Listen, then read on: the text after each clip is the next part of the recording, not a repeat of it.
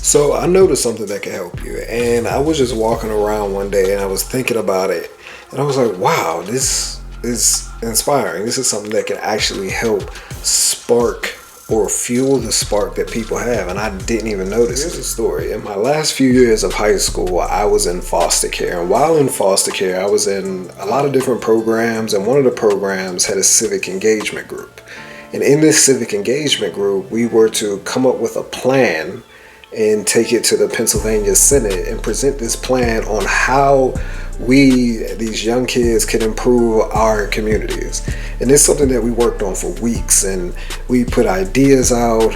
We talked about how to structure it. We talked about how to present it, and something that we worked on. Then naturally, I am an introvert, but this is something that I found that I had a knack for. This is something that I enjoyed and I was passionate about. So I actually took to it. I contributed a lot. I took it very seriously together, and then we planned to go to the Pennsylvania Senate. We get on the bus, the charters the bus. They do the whole thing. It's like a field trip. We go out there. They organize a tour. They talk to us for 2 seconds. They do the thing, and while in the midst of all of that, it's kind of, not gonna lie, it seems more lip servicey because we're not talking about the plan. Like, we spent hours touring, sitting in the chamber, getting history and all this other stuff. Lunch is actually where we got to sit down and talk about the plan. And again, that passion just kind of came out. It was natural. Keep in mind that I am an introvert. Although these individuals were not of our culture, and we're talking about how we can improve our culture, I still had that same emotion. I was still projecting out how important this was, and I think this opportunity was bigger than what I initially thought. So how can this help you? So that process was very, very beneficial. And as I was graduating the program, graduating high school, I was actually honored by the Pennsylvania Senate for putting that plan together, being one of the people that was at the forefront of putting the plan together. And I got this recognition from the Pennsylvania Senate in 2011. And I know, but believe it or not, it actually has nothing to do with the political climate, the national political climate as we see it as today.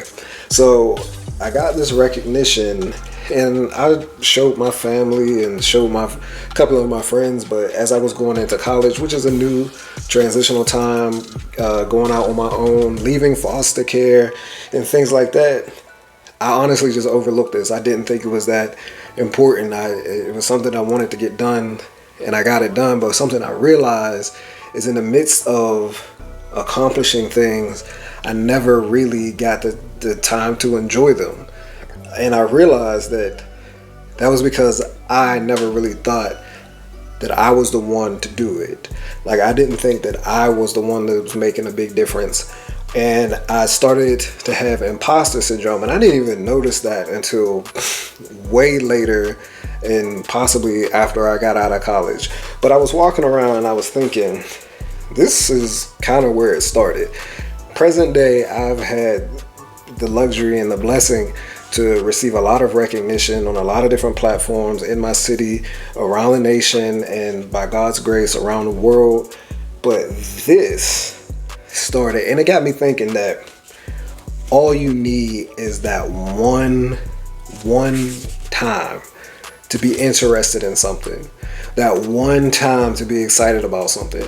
Because what you discount, or what I was discounting, was that I'm the one that had the thought, the idea, the passion for it. So therefore, I am the one. You are the one.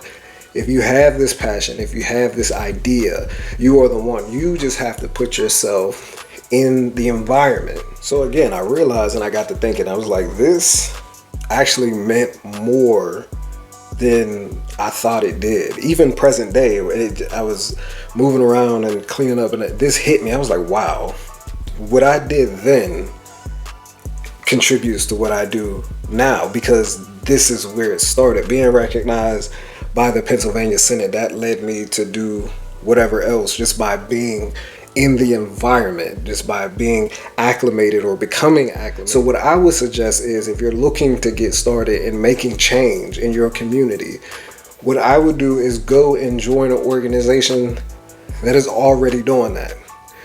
And even if you're just helping take out the trash or take out the garbage at the end of the event, you're there in that space. And it goes from helping to take out the trash to inputting on this plan to changing this and contributing to that. And the next thing you know, you'll be in a space where you're receiving a recognition or you're receiving your flowers for something that you didn't necessarily think would happen. Imposter syndrome is quick and it can show up at any time, and it can hold us back from a lot that we are meant to do. So let this story be inspiration, and let me be the example of, if you have the thought and you have the passion and you're thinking of it, and even if you like put it off and it comes back to you and you keep thinking about it, it keeps coming back to you, you are the one. You're supposed to do it. And then one of the coping mechanisms that I also figured out for imposter syndrome is gratitude. Make a jar, and you could put a whole bunch of compliments, a whole bunch of accomplishments, things that put you over, things that give you confidence, things you're proud of every day, and you put it in this jar and you pull it out and you just get to reading and you say, hey, you know what? I am that. I did do that, and I could do it again. I was the one that had the idea then. Why am I not the one that has the idea now? And who knows what can happen? Maybe this journey takes me to something else. Maybe this will turn into something bigger than what it was before. Gratitude is what increases your altitude. Put a list of things that you are grateful for in a jar. And when you are faced with that doubt or that imposter syndrome, you have to realize it's a fight. So to win that fight, you might want to have some tools. And a gratitude jar is one of the best tools that I can think of, because even though you're not in that mood at that time, if you write the things that you're grateful for while you are in that mood at that time, then put it in a jar, and this will help you when you are experiencing imposter syndrome and doubt. So again, my method of beating imposter syndrome is, number one, being present. Be present. If you have a thought to do or be something, go put yourself in that environment. Challenge yourself to get up and go into that environment and then take up space. Start interacting. It doesn't have to be on this grand scale. It could be on the smallest scale, and then just grow. And then gratitude. Gratitude, again, increases your altitude, and it'll take you more places than what you thought. Gratitude will rearrange and start to rewrite that script of doubt, and then eventually you'll be able to grow it like you grow any other muscle. If you progress in any other process, it'll become easier and easier, and not gonna lie to you, it might not go away, but you can get better at it. Also, I've completed the FAMU digital media specializations to do exactly this, to connect more with you, because media is so important. It is the narrative of our lifetime, and I do believe that we have a cultural obligation to record and tell our own stories. And Culture Champion Creative will be doing more of that. And that is why we are focusing on media, digital media, and storytelling.